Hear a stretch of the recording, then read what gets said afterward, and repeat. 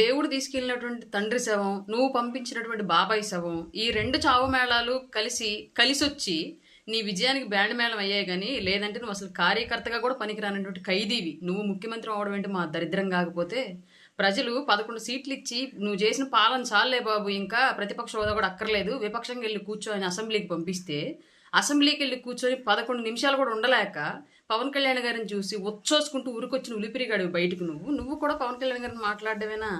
11 సంవత్సరాల పాటు అధికారం అంటే ఏంటో తెలియకపోయినప్పటికీ కూడా పోరాడి నీ ప్రభుత్వానికి తొడగొట్టి నిలబెట్టుకొని పార్టీని ఇవాళ రాష్ట్ర ప్రభుత్వం యొక్క గెలుపుతో పాటు కేంద్ర ప్రభుత్వంలో కూడా ప్రాతినిధ్యం వహించినటువంటి వ్యక్తి పవన్ కళ్యాణ్ గారు.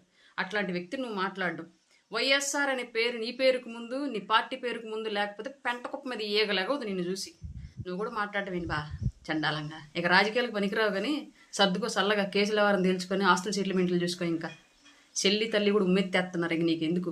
ఇంతకుముందు ఆంధ్రప్రదేశ్ రాజకీయాల్లో కేఏ పాల్ గారు ప్రెస్ మీట్ పెడితే జోక్ ఏముండిద్దని చెప్పి చూసేవాళ్ళు. ఇవాళ ఆయన చూడట్లా, ఆయన మరిపించి జోకర్ పోయి ట్రోలర్ నువ్వు అయ్యావు ఆంధ్రప్రదేశ్లో. నువ్వు ప్రెస్ మీట్ పెడితేనే మేమర్స్ వచ్చేస్తున్నారు ఏం మాట్లాడాడు అని చెప్పేసి. అట్లాంటి సిచ్యువేషన్ అయిపోయింది నీది. నువ్వు పెద్ద నాయకుడివి, కర్మగాలి. ఆంధ్రప్రదేశ్ దరిద్రం కొద్ది ఏదో ఒక్కసారి ముఖ్యమంత్రి అయినంత మాత్రం నువ్వు పెద్ద దేశకి నేతలాగా నువ్వు ఫీల్ అయిపోయి మాట్లాడడం మేమందరం ఎర్రపప్పల్లాగా వింటాం. మా కర్మ. దేవుడు తీసుకెళ్ళినటువంటి తండ్రి శవం, నువ్వు పంపించినటువంటి బాబాయ్ శవం, ఈ రెండు చావు మేళాలు కలిసొచ్చి నీ విజయానికి బ్యాండ్ మేళం అయ్యాయి కానీ లేదంటే నువ్వు అసలు కార్యకర్తగా కూడా పనికిరానటువంటి ఖైదీవి. నువ్వు ముఖ్యమంత్రి అవడం ఏంటి మా దరిద్రం కాకపోతే.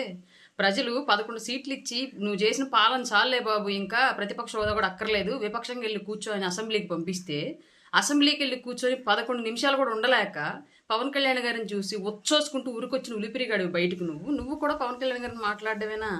11 సంవత్సరాల పాటు అధికారం అంటే ఏంటో తెలియకపోయినప్పటికీ కూడా పోరాడి నీ ప్రభుత్వానికి తొడగొట్టి నిలబెట్టుకొని పార్టీని ఇవాళ రాష్ట్ర ప్రభుత్వం యొక్క గెలుపుతో పాటు కేంద్ర ప్రభుత్వంలో కూడా ప్రాతినిధ్యం వహించినటువంటి వ్యక్తి పవన్ కళ్యాణ్ గారు. అట్లాంటి వ్యక్తిని నువ్వు మాట్లాడడం, వైఎస్ఆర్ అనే పేరు నీ పేరుకు ముందు, నీ పార్టీ పేరుకు ముందు లేకపోతే పెంటకుప్ప మీద ఏగలేగదు నిన్ను చూసి. నువ్వు కూడా మాట్లాడటం ఏంటి బా చండాలంగా. ఇక రాజకీయాలకు పనికిరావు కానీ సర్దుకో సల్లగా కేసుల వారం తేల్చుకొని ఆస్తుల సెటిల్మెంట్లు చూసుకో. ఇంకా చెల్లి తల్లి కూడా ఉమ్మెత్తేస్తున్నారు. ఇక నీకు ఎందుకు? ఇంతకుముందు ఆంధ్రప్రదేశ్ రాజకీయాల్లో కేఏ పాల్ గారు ప్రెస్ మీట్ పెడితే జోక్ ఏముండిద్దని చెప్పి చూసేవాళ్ళు. ఇవాళ ఆయన చూడట్లా, ఆయన మరిపించి జోకర్ పోయి ట్రోలర్ నువ్వు అయ్యావు ఆంధ్రప్రదేశ్లో. నువ్వు ప్రెస్ మీట్ పెడితేనే మేమర్స్ వచ్చేస్తున్నారు ఏం మాట్లాడాడు అని చెప్పేసి. అట్లాంటి సిచ్యువేషన్ అయిపోయింది నీది. నువ్వు పెద్ద నాయకుడివి, కర్మగాలి. ఆంధ్రప్రదేశ్ దరిద్రం కొద్ది ఏదో ఒక్కసారి ముఖ్యమంత్రి అయినంత మాత్రం నువ్వు పెద్ద దేశకి నేతలాగా నువ్వు ఫీల్ అయిపోయి మాట్లాడడం మేమందరం ఎర్రపప్పల్లాగా వింటాం. మా కర్మ.